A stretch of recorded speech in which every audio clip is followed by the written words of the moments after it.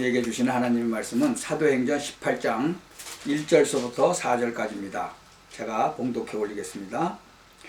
이후에 바울이 아덴을 떠나 고린도에 이르러 아골라라 하는 본도에서 난 유대인 하나를 만나니 글라우디오가 모든 유대인을 명하여 로마에서 떠나라 한 고로 그가 그 안에 브루스길라와 함께 이달리아로부터 새로 온지라 바울이 그들에게 가매 업이 같으므로 함께 거하여 일을 하니 그 업은 장막을 만드는 것이더라. 안식일마다 바울이 회당에서 강론하고 유대인과 헬라인을 권면하니라. 아멘. 오늘은 내가 있는 곳이 성교지다, 그런 제목으로 우리 말씀을 듣기를 원합니다. 내 주변이 성교지입니다. 근데 진짜 그것을 확신을 가져야 돼요. 나 자신에 대한 그 확신, 내가 구원받고 하나님의 자녀라는 그 확신도 진짜로 중요한 거죠. 그게 없으면 사실은 전도와 선교를 할 수가 없죠. 그리고 내 가정이 선교지다라는 생각을 해보시기 바랍니다. 내 가정이 선교지예요. 그리고 내가 가는 모든 현장이 선교지인 거예요. 그 모든 현장이라는 것은 학생은 학교에서, 또 사업하시는 분은 사업터에서, 직장 다니는 분은 직장에서, 그게 선교지예요. 이것을 사람들은 많이 놓치고 있습니다.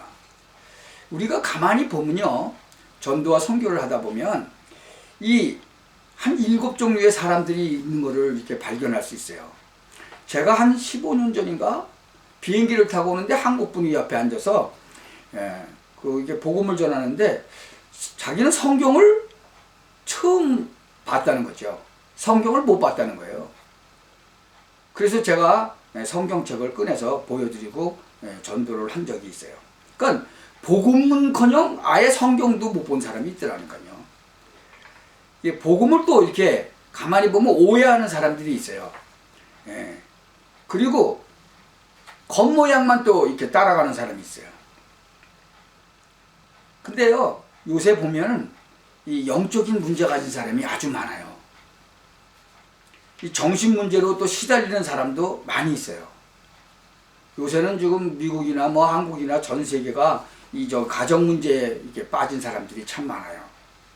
아예 어떻게 보면 이런 아프리카나 이런 데가 이렇게 가정 문제에 빠진 사람이 좀 이 발전된 나라보다 좀 덜한 것 같아요. 이 발전된 나라들을 보면 또 이게 성공한 것처럼 이렇게 보이는데 이 숨은 문제라 심각한 숨은 문제 가진 사람들이 많이 있어요. 그래서 우리가 이런 사람들에 대한 그런 전도 전략을 좀 생각을 한번 해봐야 돼요. 우리가 성경을 보면 내가 하고 있는 일터가 전부 선교지인 거예요. 학장은 학교에서, 우리 그 렘넌트 지난번에 그 교수한테 그 복음 전할 그런 그 기회가 생겼었잖아요. 그런 거를 놓치지 말고 해야 돼요. 이 창세기 14장에 보면 아브라함이 그 롯하고 이렇게 같이 살다가 헤어졌잖아요. 근데 아브라함은 그 롯을 먼저 네가 좋은 데를 택하라, 네가 동하면 난 서하겠다, 그러고 양보했잖아요. 그래서 소돔과 고모라 쪽으로 갔어요. 아주 좋은 곳으로 간 거죠. 근데 아브라함은 어디서? 산지에서 살았어요. 근데 얼마나 하나님이 축복을 했는지요. 이 14장 쭉 읽어보면 이 전쟁이 일어나갖고 이 롯이 살던 곳은 완전히 그 적군이 와서 다 잡아갔어요. 그런데 그 소리를 듣고 이 아브라함이 자기 집에서 기르고 먹이고 한 그런 군사들 318명을 데리고 쫓아가가지고 거기서 이 잡혀가던 그 포로들을 다 가서 데리고 왔잖아요. 그리고 노획한 그 물건도 10분의 1을 갖다가 갖고 와서 멜기세덱에게 줬죠. 그런 식으로 하나님께서 사건을 벌리시는 거예요. 이 창세기 또 31장에 보면 야곱이 그 형을 속여가지고 도망을 가가지고 그 삼촌 집에로 갔는데 이 삼촌이 또 아주 보통 사람이 아니에요. 그래가지고 거기 가서 이 일을 하는데 품삯을 10번이나 그 삼촌 이 라반이 10번이나 변역을 했죠. 바꿨죠. 그래가지고 결국은 야곱이 이제 꾀를 써가지고 정말 재산을 많이 이제 갖고 이제 아무리 봐도 안 되겠으니까 삼촌이 이제 양 털 깎으러 갔을 때 도망을 가지요. 근데 그걸 쫓아왔어.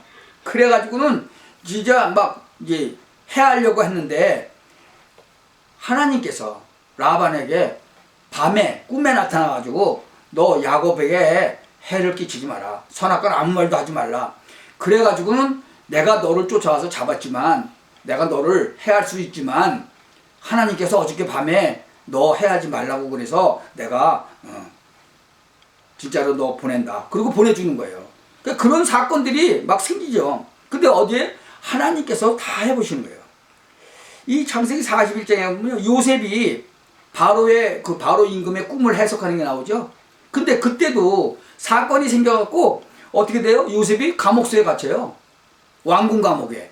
근데 그 왕궁 감옥에 갇혀가지고 뭐를 해요? 그 왕궁 감옥으로 온 그 술 따르는 그 사람하고 그 떡 만드는 그 사람하고 감옥소에 온 걸 꿈 해몽을 해준단 말이에요. 근데 그 꿈 해몽이 그대로 됐거든요.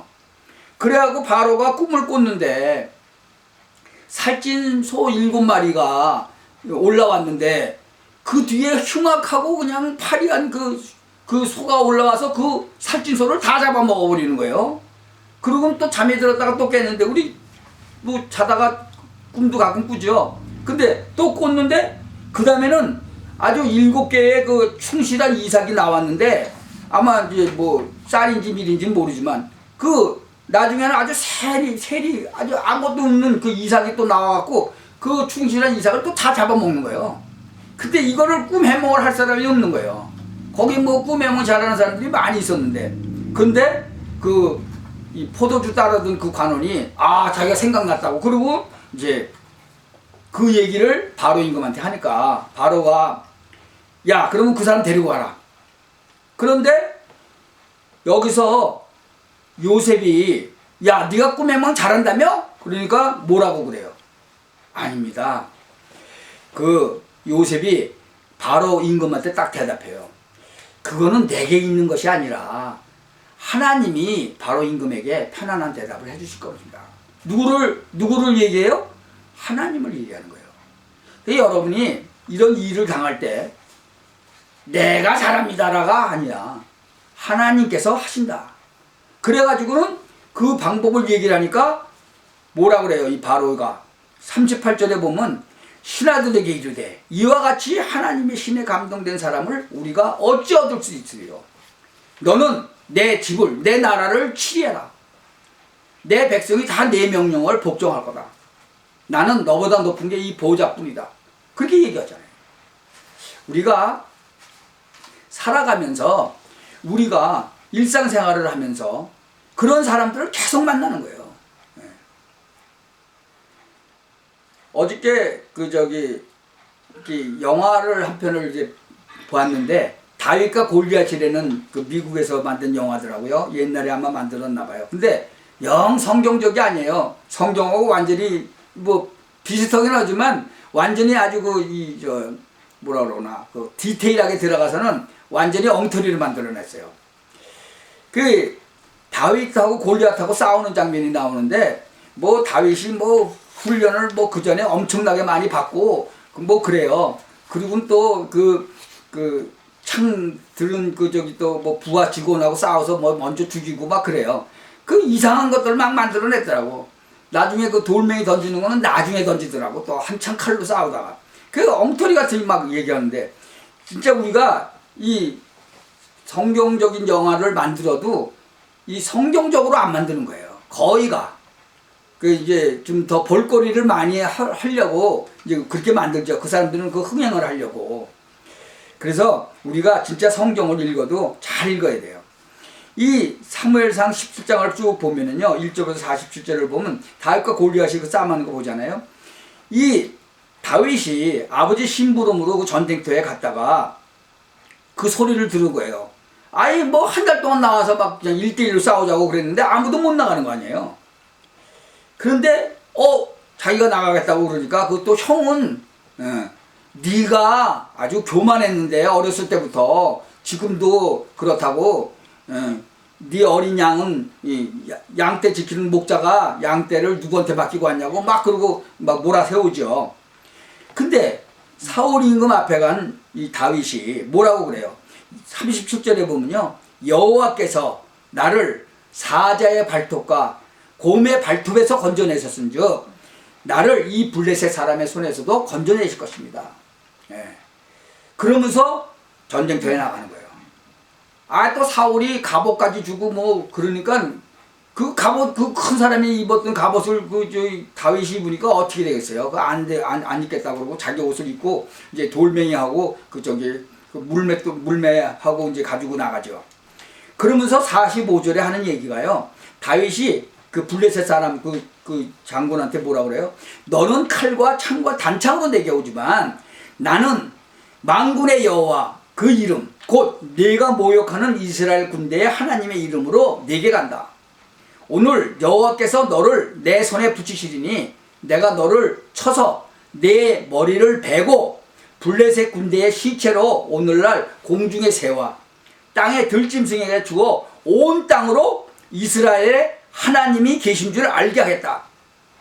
또 여호와의 구원이 칼과 창에 있지 아니함을 이 무리로 알게 하리라. 전쟁은 여호와께 속한 것인즉 그가 너희를 우리 손에 붙이시리라. 얼마나 멋있어요. 이렇게 진짜로 완전히 하나님을 확 100% 믿고 나가잖아요. 여러분, 우리가 이런 확신을 가지고 살아야 돼요. 그렇게 되면 진짜 내가 있는 곳이 선교지가 되고 모든 사건이 바로 전도와 선교를 위해서 일어나는 거예요. 이 다니엘은 포로가 된 사람이죠. 다니엘과 세 친구가 그 포로로 잡혀갔는데 완전히 유황 불 속에 들어가잖아요. 그런데 불 속에 들어가도 하나님이 건지시겠고 건지지 않으셔도 좋다. 완전히 진짜로 100% 믿고 순교의 정신을 가지고 있잖아요.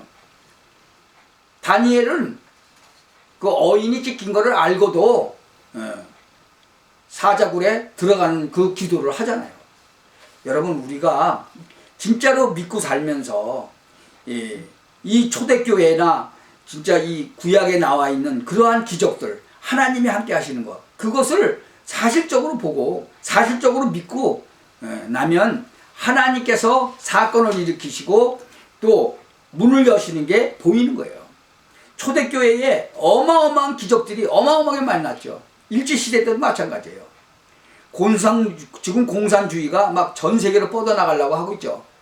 일단 한번 망했는데 이 소련이 그래서 망해가지고 이 공산주의가 갈라지고 딱 여러 나라로 갈라졌는데 그게 완전히 망해버린 게 아니었어요. 지금 또 계속 그 뒤에는 배경이 뭐예요? 전부 흑암이라는 거예요. 그래서 진짜로 이 재앙시대를 우리가 맞이했는데 우리가 꼭 기억을 해야 될 게 세 가지 중요한 선교지가 있다. 기능 선교가 있어요. 우리 일에 대해서 그게 기능 선교죠. 그리고 장소. 내가 있는 그 장소. 그리고 이 평신도들은요. 진짜 만나는 사람이 하나님께서 계획을 하고 계신 것이다. 그러니까 이것을 우리가 꼭 기억을 하셔야 돼요. 내가 있는 곳이 선교지다. 학생은 학교에서, 직장 다니는 사람은 직장에서, 사업하는 사람은 사업터에서, 자동차 타고 가는 중에 뒤에서 와서 봤잖아요. 그리고 도망가잖아요. 이 마빈 옌티스라는 그 유대인 할아버지, 그거는 그 사건을 갖다가 그냥 지나치고 또 나쁜 놈 그러고 지나가면 전도와 선교가 안 되는 거예요. 그러니까 우리가 항상 성령에 민감하게 있으면 내 삶 자체가 내가 가고 있는 곳, 내가 살고 있는 곳이 바로 선교지구나라는 게 생각이 되는 거죠. 그리고 하나님이 문을 여시는 게 발견되어지는 거예요.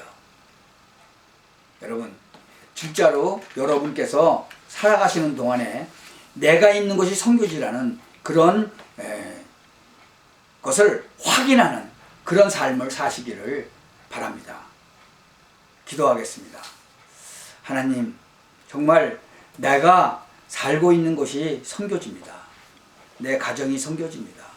우리가 하고 있는 학업이나 직장이나 사업이나 거기가 선교지입니다. 이러한 사실을 정말로 확인하는 그러한 축복을 허락하여 주옵소서. 예수 그리스도의 이름으로 기도하옵나이다. 아멘.